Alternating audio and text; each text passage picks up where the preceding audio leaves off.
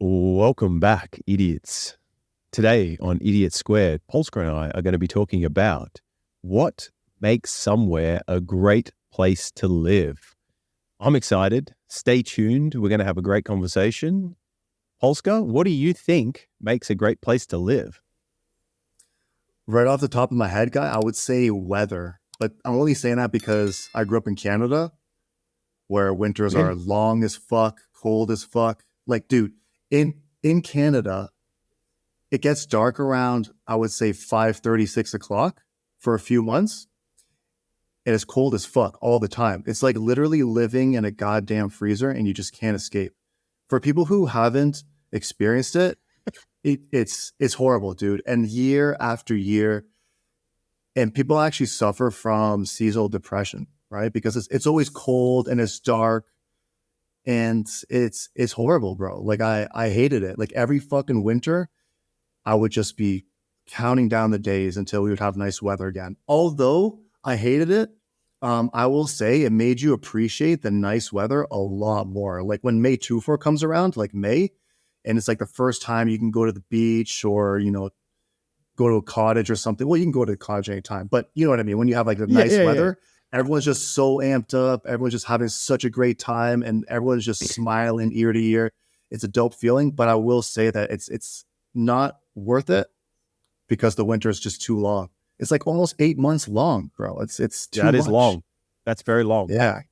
So you mentioned people's moods can be affected. Slight tangent. So that's actually called seasonally affected disorder, also or abbreviated to SAD. So the weather definitely impacts your mood and how you feel, and it's so much so that it's conveniently abbreviated to SAD. But that's typically what people experience when they're in places that are really cold or really dark, etc. So weather's a big one for you. You mentioned weather. Weather's a big one for me as well, like the weather and the climate.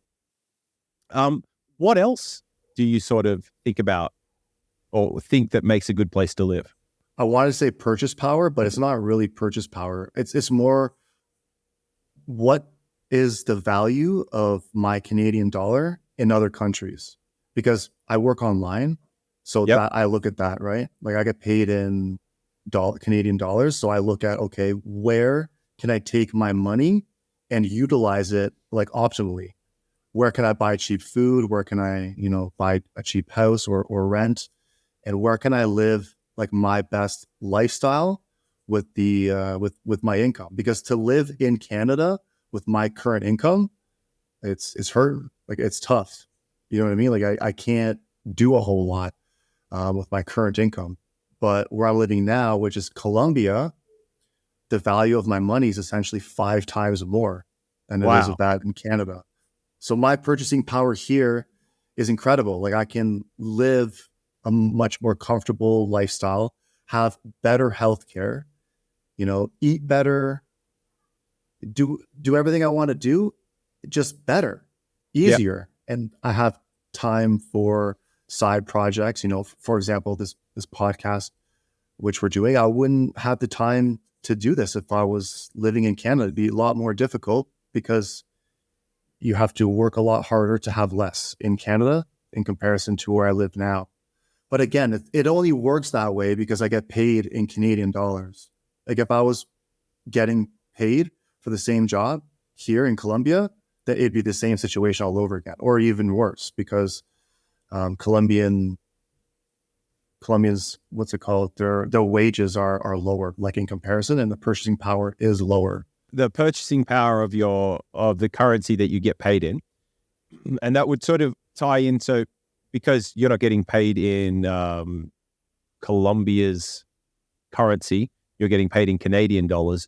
You get greater purchasing power because of that, because of where you're choosing to live. So we would say that how far your dollar, or how far your money can go, is important in the country. But if you're going to be earning in the native currency of the place you're wanting to live, you would ideally want to have some security there. Like you wouldn't want the currency to be inflating at a rapid rate, would you? You'd want economic security there.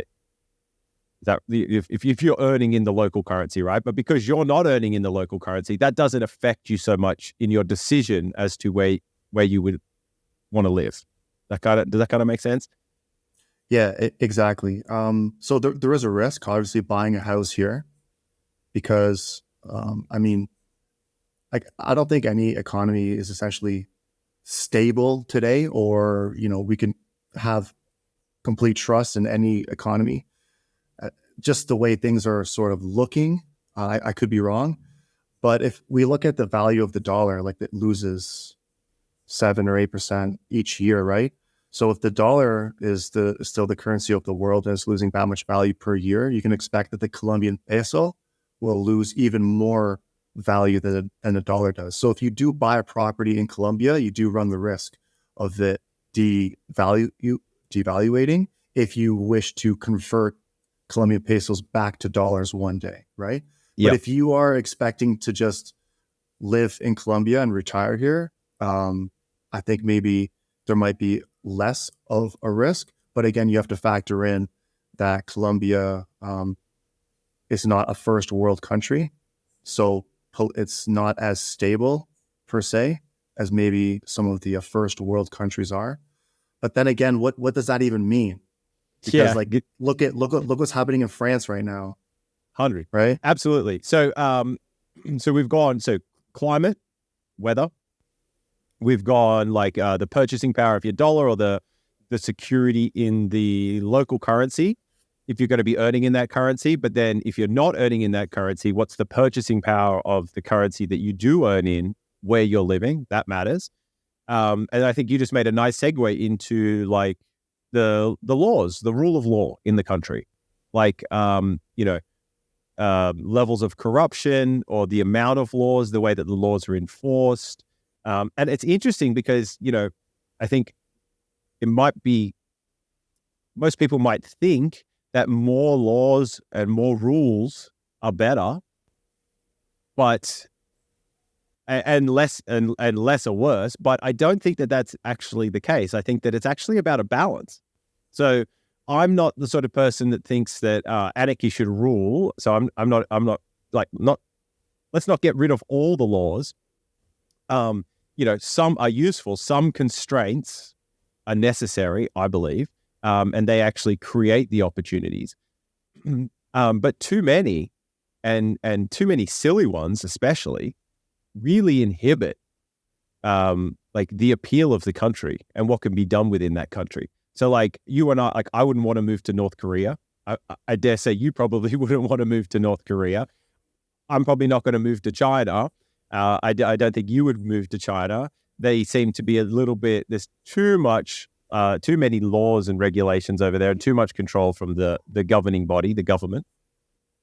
So it's interesting because trying to find a place that has a nice balance of that, right? Because there's a lot of countries that don't have much. Well, there's a few countries that don't have as much of a rule of law as some of the Western countries. And they might be a bit harsh. Like, I couldn't see myself moving to Africa. I like the idea of visiting and going and doing that, but to me, from my perspective, which is very limited, right? This is not a gold standard. This is, take this with a grain of salt. But it doesn't seem to have, there seems to be quite a lot of corruption and quite a lot of room for people to just, essentially behave in ways that I would not want to be around, if that makes sense. Absolutely. And freedom is my third thing. I feel more free in Colombia than I do in Canada. And that might just sound absolutely crazy to people who are living in Canada, but I'm telling you, take the leap, move to another country for a little while, get to know it, and maybe you'll understand what I'm talking about. But living in Canada, I didn't feel the freedom I do here. And it is what it is. I felt the same way in Thailand. And I thought about this a lot, actually, where I would want to live. And my top two places would be Colombia and Thailand. If we're talking about the three things: environment, economy, and freedom. So that's what I narrowed it. That's what I would narrow it down to.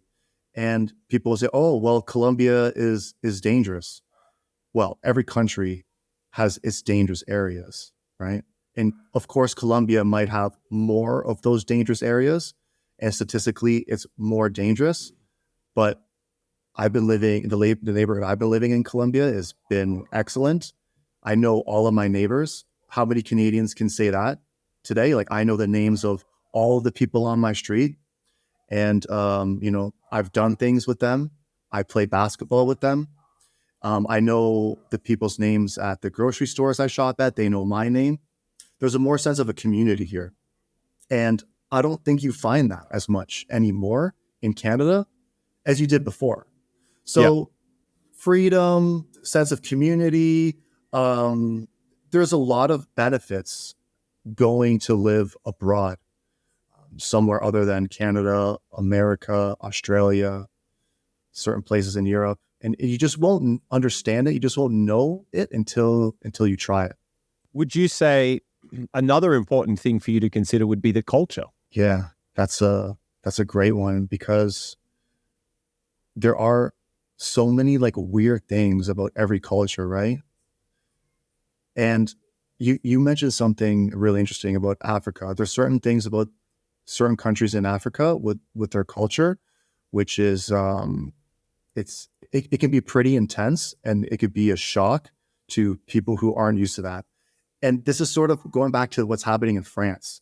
So in France, I think the majority of their immigrants in the northern France are coming from African cultures, and they're not assimilating.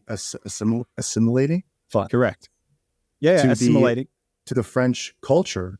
They're trying to carry on their own culture, and part of it is they have certain things where um, there's they treat sexes differently, and they also treat homosexuality differently as well.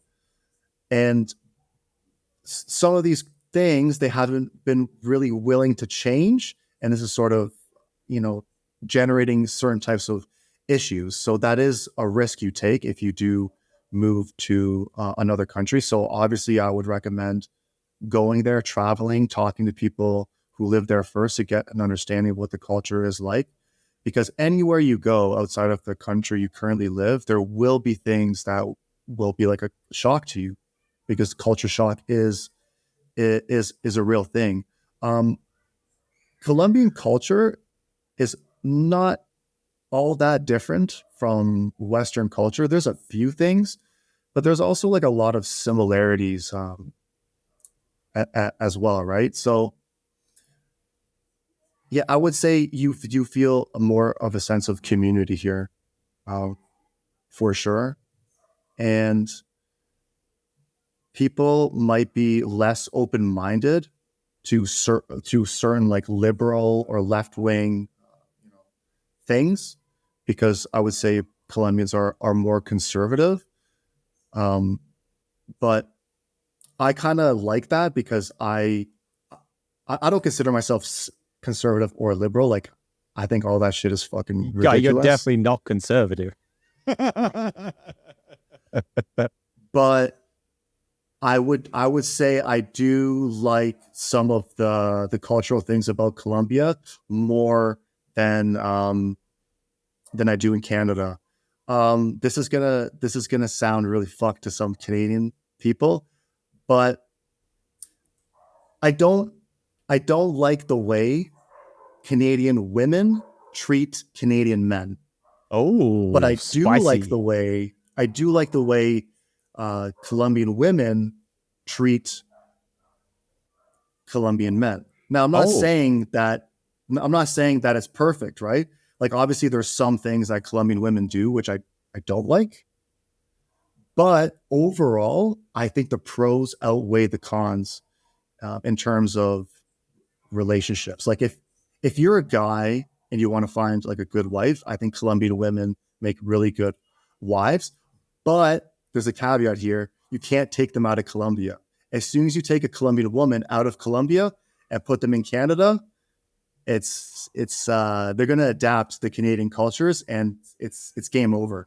So it only works if you stay in Colombia, so they continue being Colombian, right?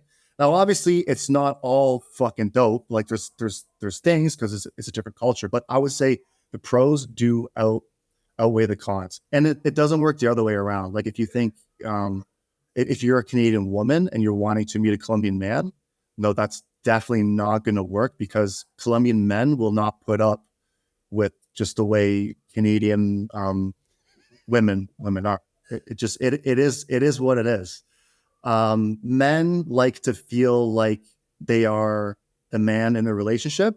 Colombian women know how to make a man feel like a man, and Canadian women, generally speaking, have lost sight of that, and it's not. It's making it difficult. I would say it's making it difficult for men in Canada.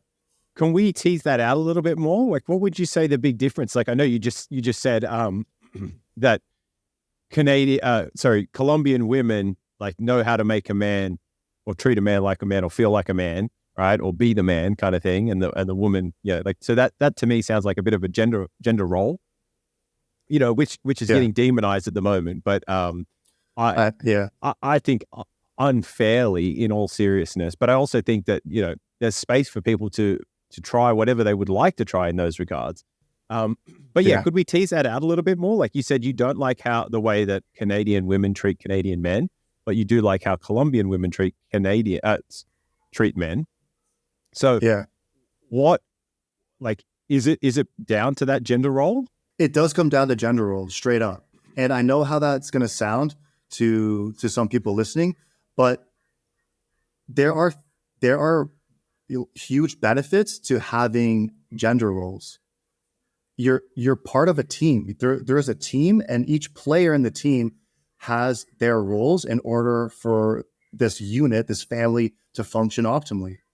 And it does work. Like gender roles did work in the past, maybe not optimally, but if we adapt some of those gender roles and apply them, in sort of like a new age sort of like family unit, I think it could work a lot better than it currently is. I mean, I don't want to say anything specifically because people can just like take it out of context, but I do want to provide an example. It's kind of funny. So, and I'm not referring to just this one thing, right? It's a whole slew of things, but I'll just dissect this as one little thing. When I was growing up, I would listen to my dad's friends talk, right? And sometimes they'd be making plans like amongst themselves. And the joke would always be, oh, I got to ask the boss first though. You know what I mean? Oh, you're going to ask the boss first. Or they'd always refer to their wife as the boss and they would all laugh about it. But the reality is it wasn't actually a joke. Like they would have to ask permission. And I'm not saying that you don't need to talk to your wife about certain decisions you want to make, but just the men, they knew their role so quickly and they joked about it and they were all like in this like headspace together that they all knew like, yeah, you gotta talk to the boss first kind of thing. It's just like one little thing, but that I always find kind of funny, but it's true. Men don't have as much say in the relationship as like they did before. I would say generally women are making all of the decisions in the house, all of them. And I don't think that that's healthy. I don't think that's good for the man. It's very important that the man feels he has not all the control, but that he has some control, has a role in making decisions, has a role in, having the house in a certain order. That I think it's very important. Yeah, no, I agree. But okay, so that's fascinating. And what I was just thinking though is I don't know if that's as much to do with gender role as it is as a reflection of the quality or the health of their relationships, right? Like, so to me, when somebody says, oh, I've got to ask the boss first, I don't know if it's a literal thing, like they're actually like, wife, but more of like it's a reflection of the quality of their relationship, right? Like they obviously don't have a deep intuitive understanding or mutual respect for each other, or some sort of thing in their relationship that allows the person to be somewhat autonomous as well as participating in a relationship, if that kind of makes sense, right? Like, me and my partner, I would never say I've got to ask the boss. One, because like I know that if this is something that I'm going to enjoy and that I've worked hard to do, or I'd really like to do, then why would she object to me going and doing that? Right? Because in our relationship, things that add value to my life end up adding back into our relationship because, I'm more fulfilled and I'm a happier person because I'm living my best life, so to speak, and which then makes our relationship better because of that. Whereas when I hear people say that, because I've heard that same thing in Australia many times, ask the boss. It's more like, to me, it highlights the lack of quality relationship that those two people must have, because like if for me personally, if my partner wanted to go and do things that she really wanted to do and loved and enjoyed, why would I want to stop her? Why would I want to inhibit her ability to enjoy her life? Does that kind of make sense? I don't know. I feel like I butchered that, but No, you're absolutely right, though. yeah, It's like, because Canadian women got sort of used to controlling all of these things. So if they're not a part of a decision being made, they feel threatened. They feel like they're losing their power. So it's a controlling mechanism which yeah, occurs. yeah. See, and I've never really understood this in terms of being in a relationship and controlling it. Like, the last thing I want to do is to control somebody else. Like, I prefer to just be busy doing me and living my life, like that. I can't ever wrap my head around like wanting to spend time and energy or my computation wanting to control somebody else. Like, to me, that just says that like you two are mismatched. Like, if you're always trying to control someone, like, it's a fundamental mismatch, and you should probably, like, ideally find somebody that you don't have to control because their default state matches with yours. If that, you know what I mean? Like, Yeah. it baffles me. But yeah, like that was actually a really interesting point. So back to that, and when we say gender roles, like, we don't mean like, the woman is in the house cleaning and cooking and doing the rest of it. And we don't mean that the man's out, doing the physical labor or whatever. Like, yeah, that can be a gender role for sure. But it's a very dynamic process. And it's understanding that a relationship is the unity of two people, two individuals. And like you said, it's about becoming a team. And so it's like and the way I see that, and I think the more general sense to think about it in is, if I have strengths and you have weaknesses, and my strengths complement your weaknesses, and you have strengths and I have weaknesses, and your strengths complement my weaknesses, we have become greater than the sum of our parts. Right? And so if my strengths are, cooking and cleaning, well, then I'm happy to do those things because they're my strengths. They're easy for me to do. And so therefore I can do that easily. And if your strengths your strengths are not cooking and cleaning, they're, working a career or whatever else, well, then you do that because it's easy for you to do that. And then we can come together and share, and that we make each other's lives easier and better because we're balancing each other out, so to speak. That kind of makes sense? Yeah, exactly. Absolutely. Absolutely. And another thing that I value as well, like when looking at another country to live in, is accessibility. Do I have access, to mountains? Do I have access to a beach? Do I have access to food? Do I have access to gyms? Do I have access to, all the things that are important to me? And where are these things located in terms of where I would like to live? Because it is really nice to wake up and, decide, oh, I would like to go do this today. Well, is that available in the country which you live in? And the limiting factor, again, is the weather in Canada, and everything is really far away in Canada. So it's sort of difficult to have access to certain things.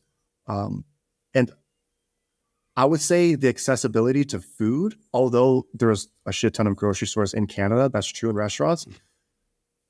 I feel like there's more access to food in Colombia.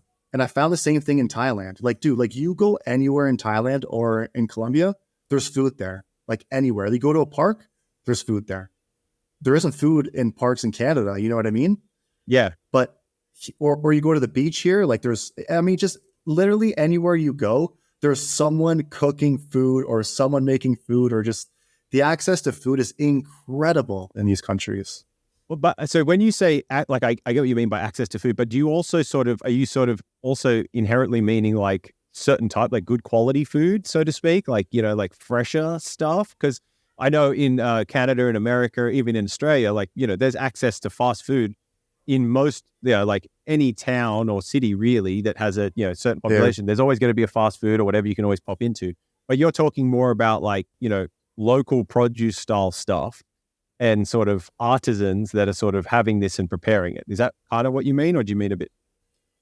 I do mean a little bit of that, yeah. But I also mean, like in Canada, there are restaurants, there are like places where they have restaurants, and then there's a place where they have business, a grocery store, right?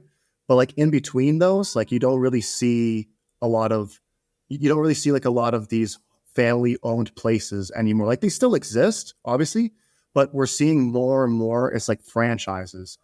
Like, for example, Boston Pizza is huge in Canada, and I have no idea why. The food is fucking trash, but it's huge. And Canadians love Boston Pizza. So, I mean, like in terms of that, like there's like, yeah, there's more family owned places, and just you can get food like as soon as you step out of your door. There's just more options, and I wouldn't say that there's more fresh food here, because Canada does an incredible, like they're incredible at importing things, and the access to like fresh produce and fresh meat is outstanding, but it's not better than it is in Colombia, right? And in Colombia, you can go get shit directly from a farm. Like it's easier to do that. Like you can still do that in Canada, but I just feel it's just easier for some reason. I just feel like it's more accessible here. It's hard to explain. No, I agree with you. So you sort of touched on an interesting thing. You said like they've got places where there's food, then you've got supermarkets in Canada. One thing that's interesting that I sort of been observing is the hollowing out of family-owned or more small businesses in Western countries. And I haven't tried to observe it elsewhere, so it might be happening in other countries. But like if you think back 15, 20 years ago, there's like even 10 years ago, there was more sort of like, mom and pop shops or like local family restaurants or food places. Whereas now they're sort of disappearing and dying, especially after COVID. We saw the closure of a lot of these types of businesses. And people are definitely going more towards these sort of multinational or franchise-based businesses. And it's an interesting sort of change to observe in certain types of countries. And I think that's something for me, especially, that I'm mindful of when trying to identify somewhere that I would like to live. Because I want the space for people who are passionate or have skills in a certain thing to be able to do that and it be financially viable for them. Whereas I think that the certain countries with certain governments and certain ruling structures, that's becoming harder and harder to do. Yeah, and I would say the healthcare is better in Colombia as well because you pay for it here, but it's cheap. When I first got here, I had the best healthcare that you can get, and it was around like $100, like USD a month, right? But it was insane, the service that I got. Like the one day I wanted to get a blood test to get some of like just get a blood test to see different values, different things I had to look at. Check under the hood, guy. See what's happening underneath the hood. That's it, guy. And they come to your house. They literally came to where I live, and they took the blood, and I had the results later that afternoon. Like Yeah, that's crazy. that doesn't happen in Canada. It's No. insane. And the way I got that appointment was through an app. I opened the app. I said what blood tests I wanted, what markers I wanted them to check. And in 24 hours, they came and I had my results that afternoon. Like that is fucking crazy healthcare service. Since then, I've changed it because I didn't need it to be that good. Right. Yeah. So I'm paying, what am I paying? I have a family plan now. It's 113,000 Colombian pesos. It's, what is that? Like $30? Yeah. $30 Canadian. And that covers me. Yeah. A month. That covers me, my wife, and my stepson. Wow. Okay. So the only difference is that we might have to wait a day or two, but who gives a fuck? Like I can still get the same blood test done. I can still have a person come. I just have to wait a little bit longer. But it's incredible, dude. It's so like, it's unbelievable, but the healthcare here is way better than it is in Canada. And the family doctors are good here. The surgeons are good here. The level of surgery in Colombia is really, really high. Like people can do their own research, man. We got one of the best hospitals in the world is actually in Colombia. I can't remember if it was in Bogota. I think it might be in Bogota. They have good like healthcare. They have really good hospitals there. But it's unreal. The level of doctors, surgeons, skin care, it's really, really high because Colombians, they're really big on appearances, right? Yeah. So really good surgeons here for that. Like if anyone wants to come down and get a boob job, or if anyone wants to come down and, get any sort of surgical work done, Colombia is one of the best places to do that in. Yeah, it's interesting.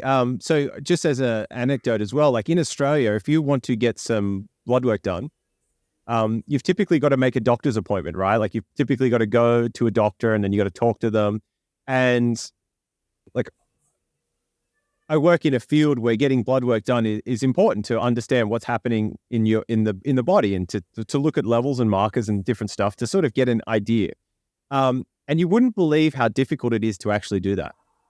It's incredibly difficult. So much so that it's very common, it isn't uncommon for doctors or for a patient to go in wanting to get some blood work and a doctor trying to like essentially talk them out of it or tell them that they don't need to.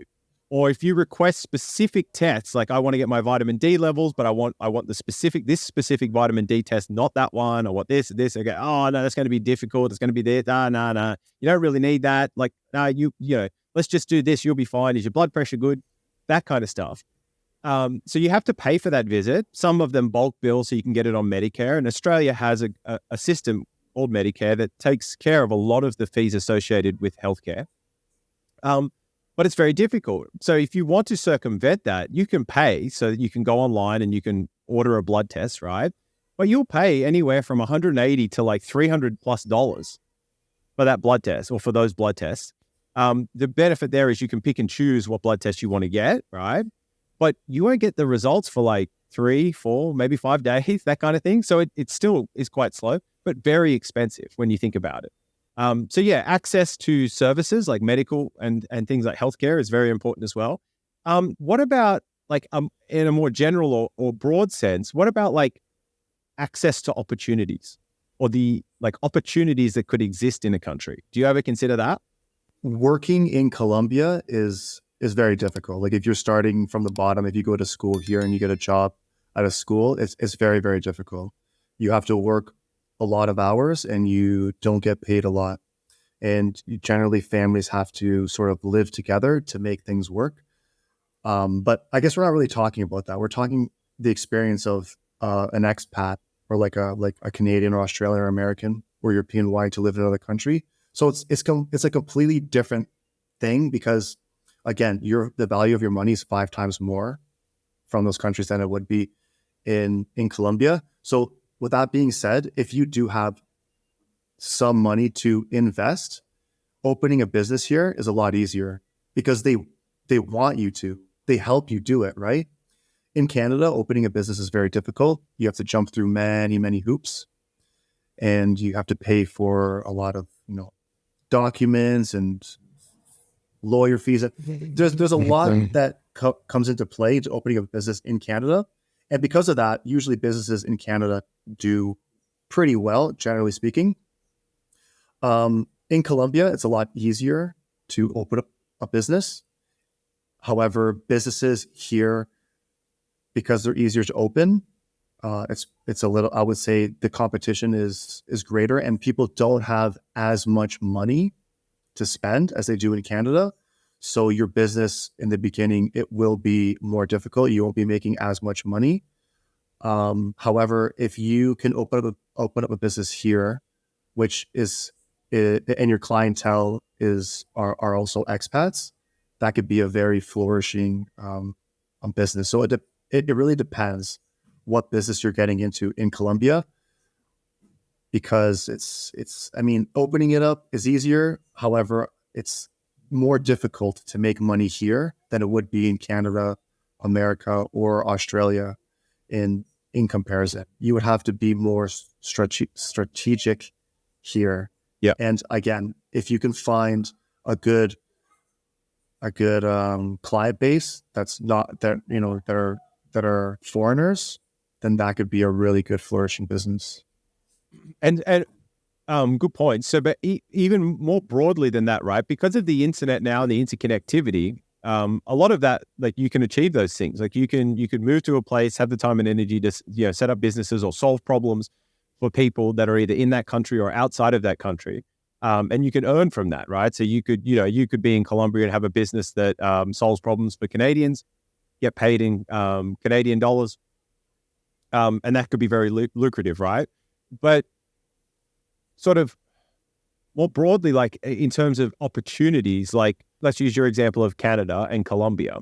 Do you think that there are more opportunities in Canada for you or for people, or more opportunities in Colombia? And when I say opportunities, I'm thinking like, you know, when we talk about countries, one way to talk about them is in, you know, level of development, you know, so you have like a developed country or a less developed country or a third world country and a, you know, first world country, that kind of stuff. And that typically refers to like, you know, quality of life or level of development there.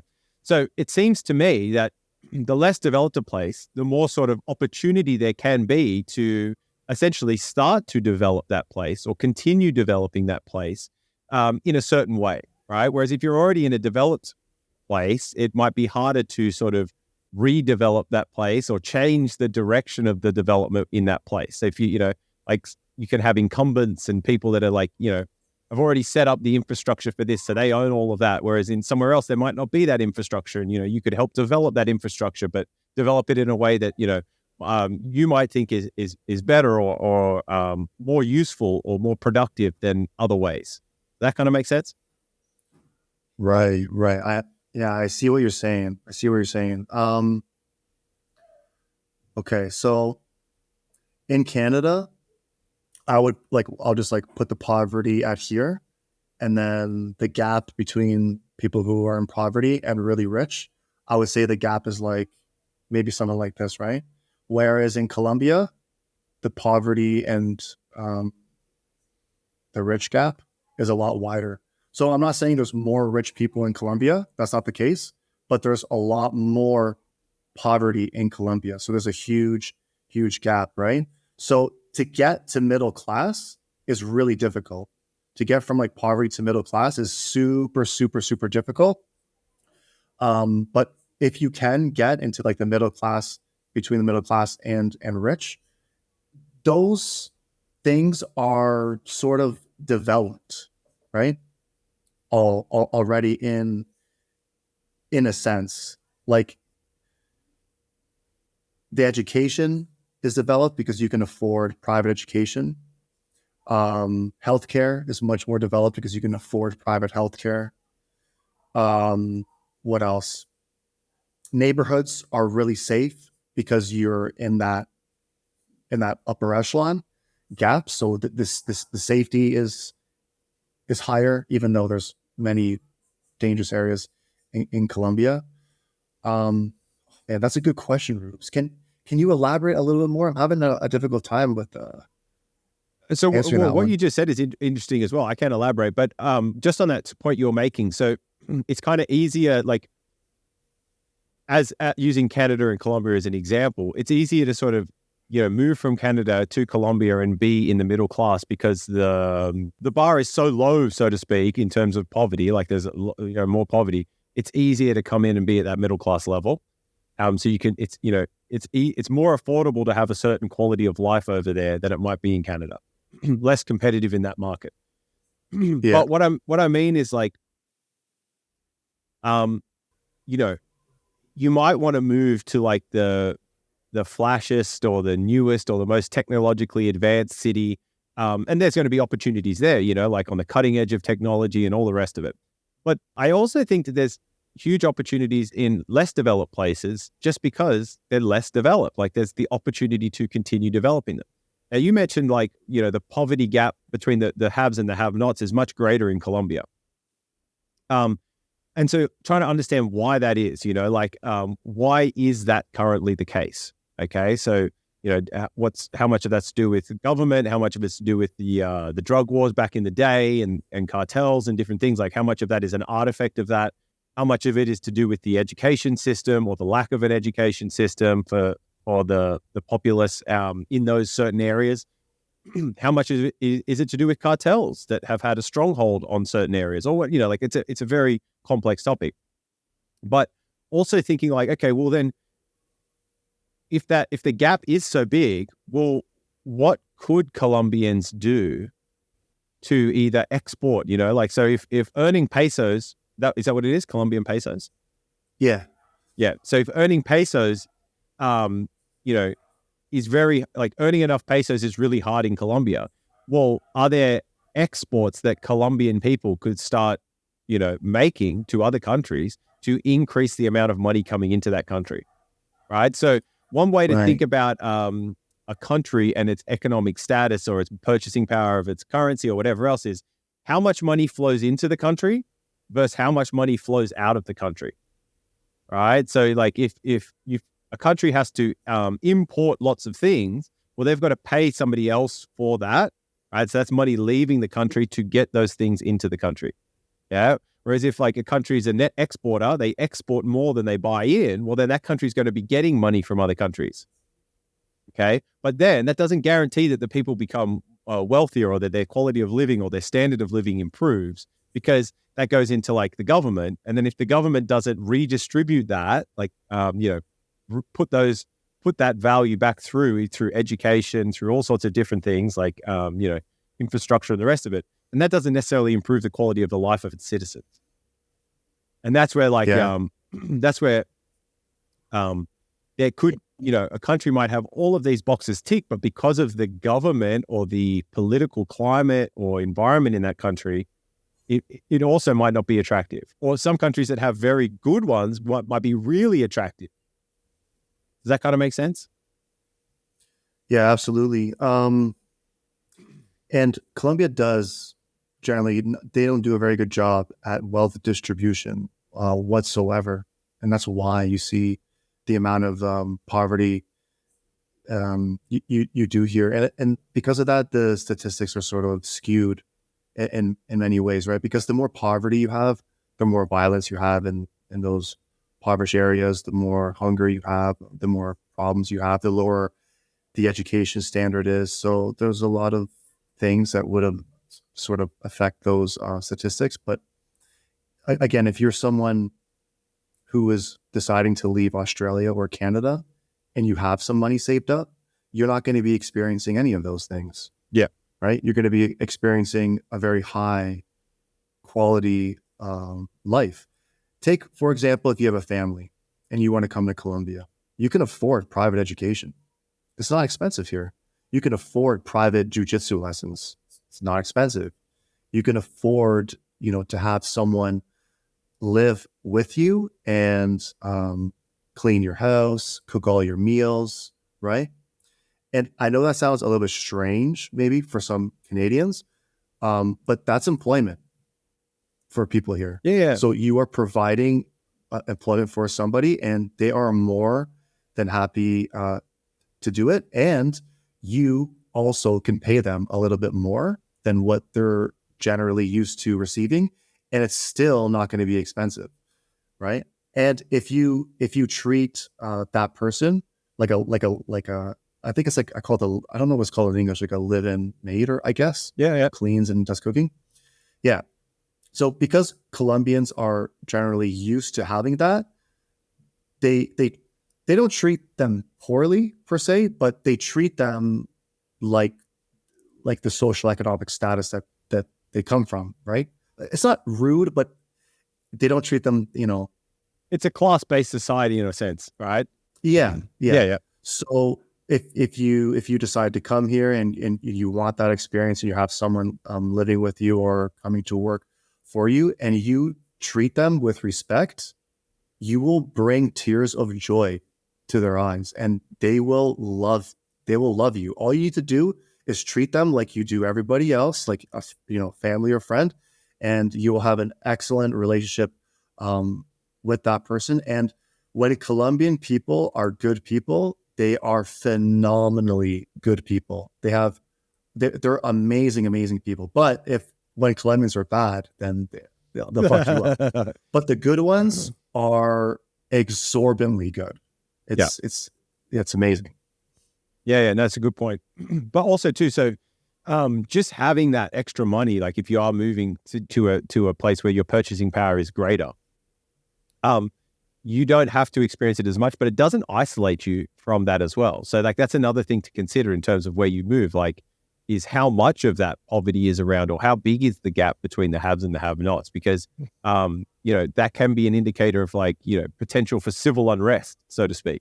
Like if enough people get the shits with the bad conditions that they're living in, that's when, revolutions or revolts start to happen. And that can be an indicator that the government isn't necessarily aligned with the people of that country. Are there other things that you consider when looking at somewhere that would or help you to define somewhere that you might like to live beyond those? I really like adventure stuff too. Adventure stuff you could do anywhere. But I'm just saying it's also a bonus when you can also do it when the country that you're in. And it's actually adventurous. Yeah. So you can do it anywhere. It just might not be as adventurous as other places. Yeah. I mean, Colombia, Thailand, like I've lived in those places and those places have everything to offer like any other country would in terms of doing adventurous things. It's just a lot cheaper to do them. Like in Thailand, we went to Thailand together. We rented 2 motorbikes and it was, I don't know, it was like $5 a day or something. Mad cheap. No, what was it? Maybe it was a little more, like $10 a day. Yeah, it's something like $7 or $10 a day. Not expensive. Yeah, so it's just crazy, just the differences in the when you bring your native dollar to another country, because in Australia you can't rent a motorbike. You can't just go to a place and rent a motorbike if you want. Like there's a protocol, and it's expensive as well. Yeah, absolutely. So it's just like the freedom to do some of these things is just there's more barriers in first world countries for citizens. For certain things, yeah, no, I agree with you. And what we're seeing now, like in Western countries, is like the middle class is also getting hollowed out. So the gap between the haves and the have-nots is also increasing in these countries too now. Like that's a big thing. This is a big artifact of the pandemic, is that those mom and pop shops closing down and essentially like hollowing out the middle class. And you were talking before about first world countries or more developed countries having greater economic security. And then you can even look at the US at the moment, and the inflation of their currency and the purchasing power of their dollar decreasing, so like you mentioned, like it isn't a guaranteed thing. So I think for me, right, like I definitely consider geography and climate. They're two big considerations for me. Like I'm not, I don't like, I like a range of seasons, or I like the ability to have the 4 different seasons, if that makes sense. Like I couldn't be somewhere that was just the same all year round. I like a little bit of diversity, but it isn't a deal breaker because you can always go and get that diversity if you want to, if you're in a position to do that, right? But that's a luxury essentially. having somewhere like, or being in a country where you can have that diversity of climate and geography too, like you mentioned, mountains and beaches and desert, all those different things. Like that diversity is a form of freedom. To have access to all of that is a form of freedom. Okay. Then on top of that, that's a big one for me, right? And then layering on top of that, it would be the government and the culture, right? The culture of the people in that country and the government in that country are the next two biggest things that I really consider. I think that those two things are hugely powerful and impactful and sort of define or create the space for what can happen in those countries and what's like, likely to happen in those countries.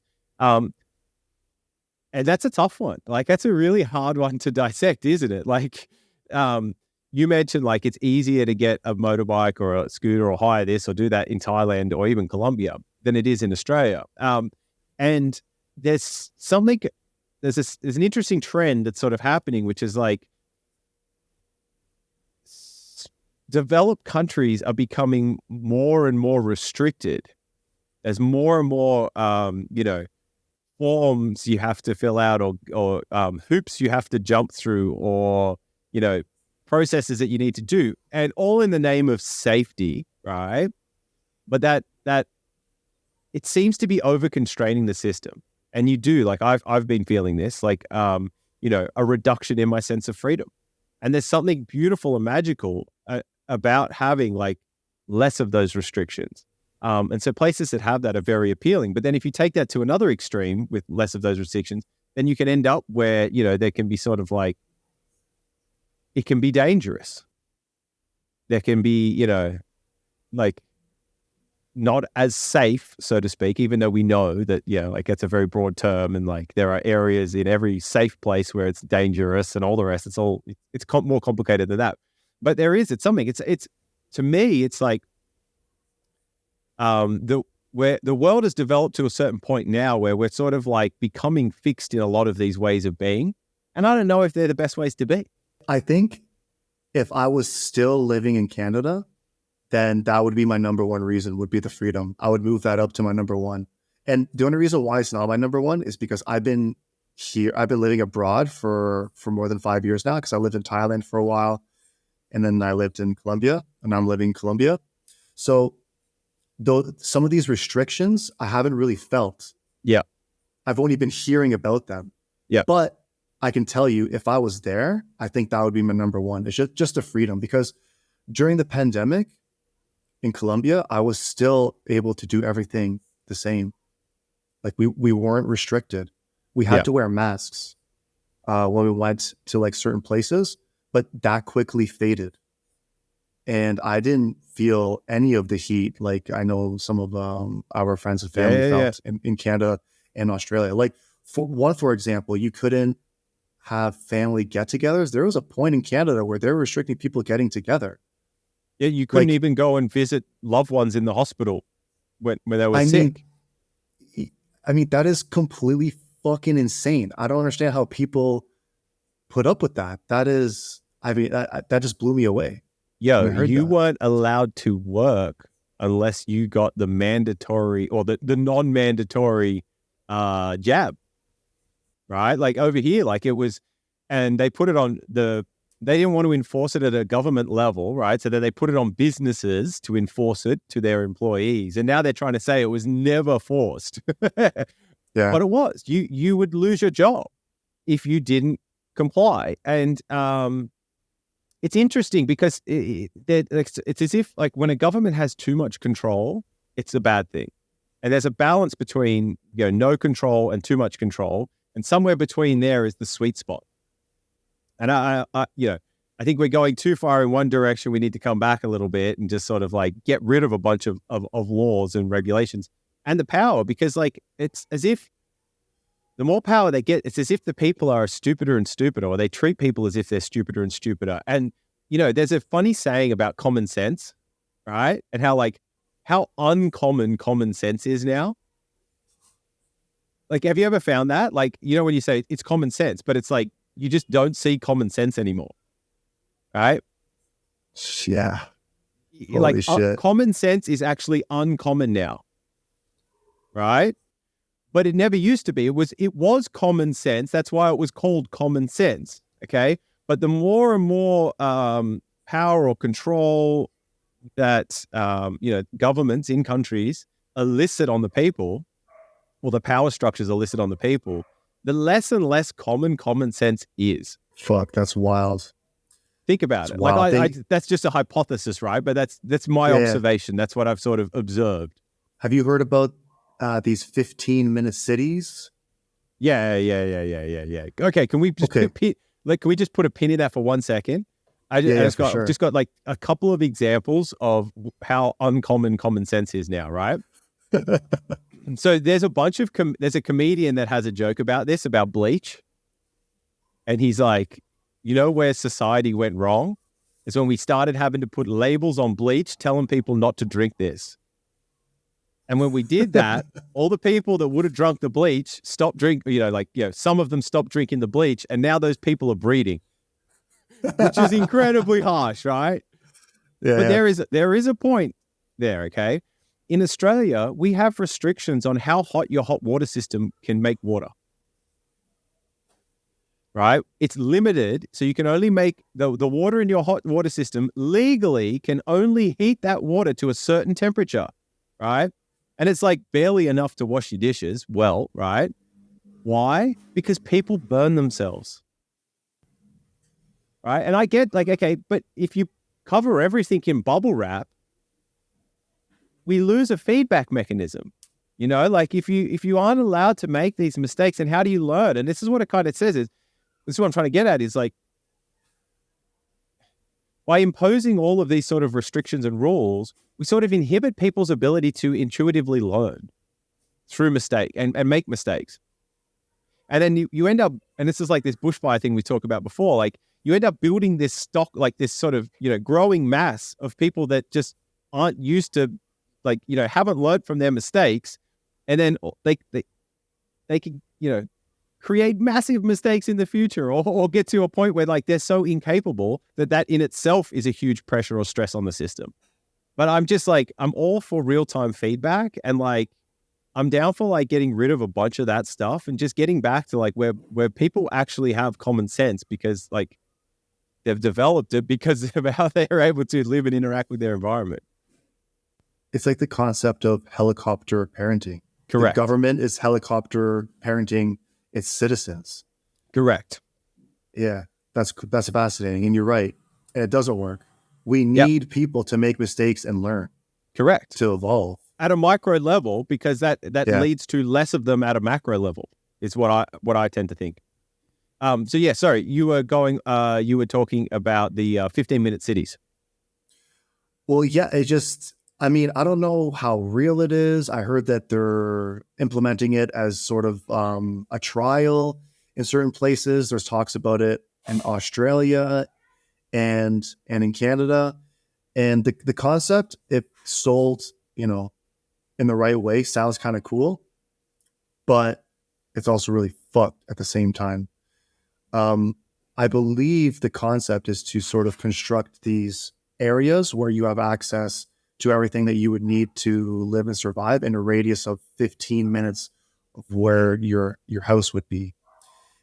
But the long-term goal is to sort of control where people are essentially going, like, because part of the 15-minute city is also putting up cameras everywhere and tracking people's movements and license plates. So if you go out of your 15-minute zone, you're only allowed to do so, I don't know, however so often that they allow. And or you have a valid reason. Right. So I don't know to what extent the control would go, but just the fact that it's even something that can be considered, we know that people will exploit that. We know that it will gradually get worse and worse and worse. So I kind of don't like it.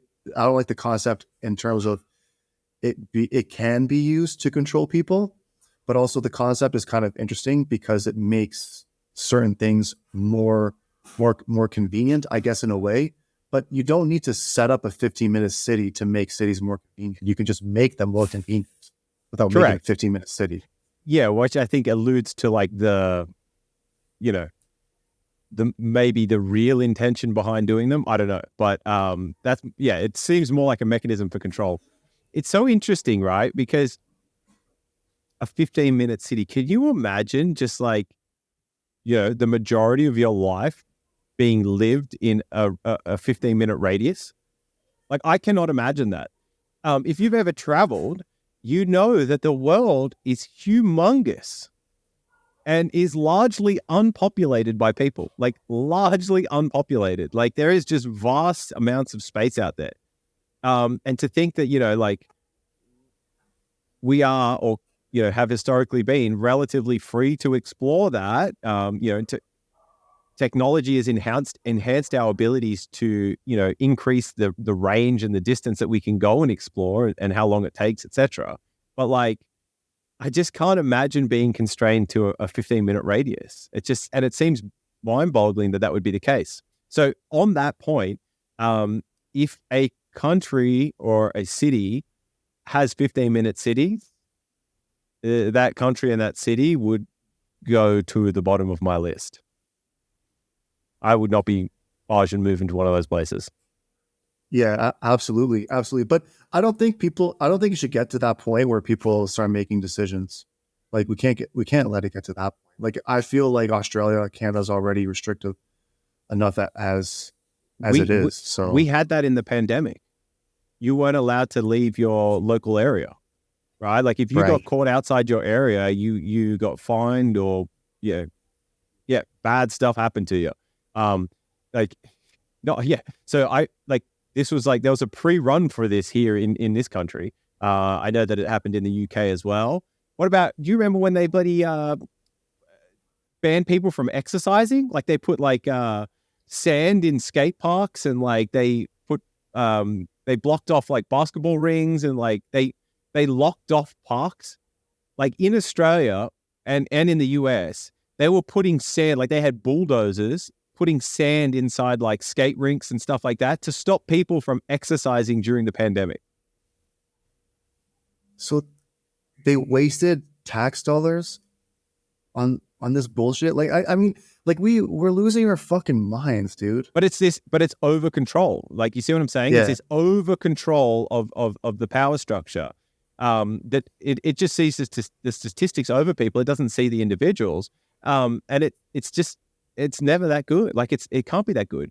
I think this is a good little segue. So as we were talking about this, I was thinking, if you just broadly look at America and China, right, just because they're two very easy examples, China seems to sort of, the belief structure there is it's all about the country, right, and the like China, whereas in America, historically, it's been very individualistic. They believe in the rights of the individual. Whereas in China, it's more about like the rights of the country, right? Or the not necessarily the rights, like the importance of the country, so to speak. And it's less about the individual, more about the collective. Yeah, that's the easiest way to say it. More about the collective, less about the individual in China. And in America, it was more about the individual and less about the collective. And you look at the outcomes that they've had over the years, and this is where capitalism has sort of thrived and innovation has come from. And, America has just had an amazing growth trajectory, right? And then now you can see it's more sort of like there's more laws, more rules, more regulations getting put on that are trying to make it more about the collective and less about the individual. So we all sacrifice individual rights for the greater good, but that's not guaranteed that it's the greater good. It's only based on the people that are trying to tell us that at the time, who all, have vested interests and incentives and all the rest of it. But I think for me, that's a huge thing that I look at and that I consider when looking for somewhere to live is, how does that country or that region or the geography, how do they see the individual? What rights does that individual have? What's the importance of the individual in that country? And I think that says a lot about a country. I know that the human rights is in Colombia. They have a lot of They have a lot of things written into their constitution in terms of human rights and protecting people, and as well protecting people from businesses. But it only works if you have, if you're in the middle class, right? If you have the resources to sort of carry these things out. But at the same time, corruption is a lot higher here as well. When you say corruption is higher over there, how are you gauging that, right? Like, is it just more obvious, or is it in certain ways? Yeah, it's more obvious. For example, I remember my wife was going to what's it called? A skin care clinic. Yep. The clinic she goes to, like, it's her friend, and her friend, like, she's a professional doctor, and she's well known in the area, right, for providing excellent skincare. And she prefers that people pay her in cash, so she doesn't have to pay taxes. You know what I mean? And a lot of Colombian people, they do that. A lot of businesses prefer cash, so they don't have to pay tax on their income. So that's why they don't like to use credit cards, debit cards, anything that leaves a paper trail. Also, if you're opening up a business and you need insurance, right? People will get the insurance to get the paperwork done, and then they'll cancel the insurance, for example.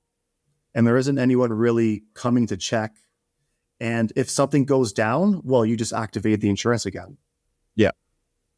And, find the right lawyer, and it's all good. You know what I mean? Yeah. So in a way, it's, I mean, I personally like it because it's easier to sort of do things. And I know it's against the law, but I don't know. I just feel like it's just like easier to sort of like do things here because of that, because there's like this leeway, and there's less control, and there's less like people digging into, looking at your records and trying to take you down. Yeah. So, I know what you mean. So that's another big one, is cash, right? Like how important cash is, just to have that freedom to do those kinds of things. But what you just said is interesting, because, she wants to get paid in cash because she doesn't necessarily want to pay the taxes. Now, I think like it's a reflection of the people's confidence in the government in regards to paying taxes, right? Like, honestly, have no problem with those things if you see that your money or your taxes is going to great stuff, whereas when the taxes can be seen to just be going to certain people, or certain types of people benefiting that isn't you or isn't the people that you care about, I think it's very hard to justify paying taxes, right? And like we're at a point in Australia where it's becoming like that, where it's like, there's just ridiculous spending on ridiculous shit. Like government employees, like people who, end up getting a job with the government, and serve in terms like, politicians and retired politicians, they receive like a ridiculous paycheck for the rest of their life, and healthcare and everything else. And that's all funded by taxpayers, just because they went in there. And so it's like, that's one example. There's many other examples of like, why would you want to pay taxes when when your tax dollars are going to get put towards people filling in skate parks and closing down parks so that you can't exercise when there's a pandemic, or all these other silly things, and money being wasted. Or you think about like in Australia, we had this thing called the NBN, the National Broadband Network, and just the amount of like the government spent a lot of money on it, and then the amount of money that was wasted, and then you go, oh, okay, it's very inefficient. And so you can understand why people might be, less inclined to want to pay their taxes and try and avoid them. And I think largely you could put it down to the fact that, well, people just don't have confidence in those tax dollars going towards useful things or productive things that help increase their quality of life or maintain their quality of life. And I think maybe that's partially true in Colombia, right? Like, those people probably don't want to pay as much tax because they don't see the benefit to them. Like they're not directly benefiting from paying those because, the services or the infrastructure or the education isn't being increased in their local area, or their opportunities, the access to opportunities isn't being increased by things that the government is doing, like that directly impact them. Does that kind of... Yeah, absolutely. Absolutely. And I think you're right. I think like I would gladly pay taxes if, I'm not saying I don't pay taxes, but I'm just saying I would be I would be much more, my point is that if I knew that the money was going to the right places, then yeah, people would be happy to pay that, I think. Yeah. But not even know, like, can you see the benefit from this? Like, can you see that things are trending in a better direction? Like, can you see the outcomes of your tax dollars? Like, I think that's like the simplest way to get people, like, that's part of what a country is like the people in that country collectively get together and like, pay tax on their earnings and their incomes to help fund the maintenance and the development of that country and the services and the infrastructure that they love and appreciate. And, like when you're paying lots of, road taxes, but the roads are shit, like, are you going to keep wanting to pay all those taxes? It's like, probably not, like, come on, guys, like, do a better job kind of thing. But anyway, like, they're the sorts of things that I consider regarding countries. And I must admit, like, this is only something I've started to think about in the last few years. I never really thought that deeply about it. It'd just be like, that place looks cool.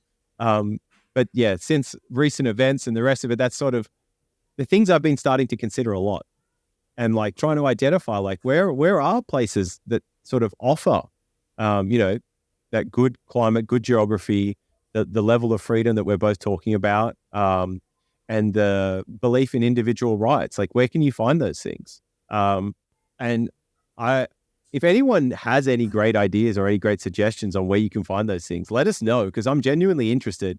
Because I'm not going to lie, like, I've been a little bit bummed out in not finding as many places as you might think that could tick all those boxes. I hear you, guy. And yeah, if you guys find a good place, maybe we'll both move there, Roops.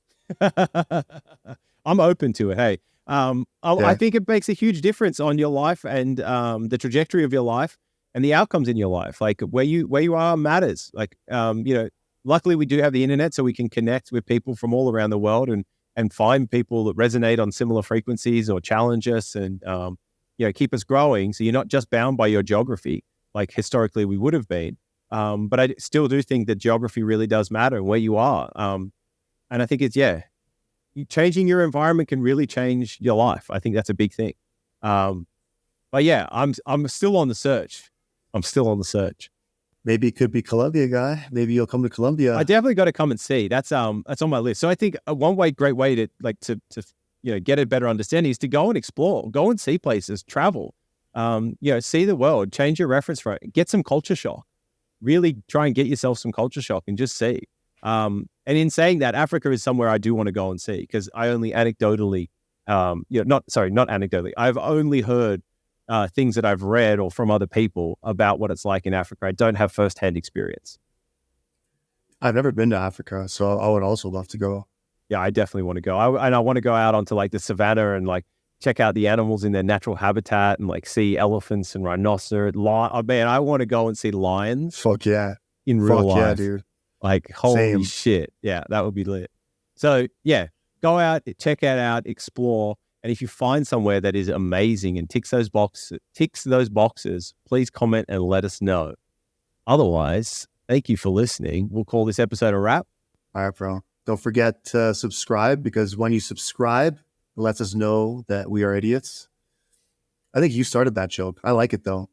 That's I think true. you should keep rolling with that. Yeah, the more likes and more subscribers we get, the more it reinforces just how stupid we are. Fuck yeah. So thank you very much for watching and listening. Have a lovely rest of your week. Peace out. Love you, guy. Have a great night. Love you, bro. You too. Peace. Toodles.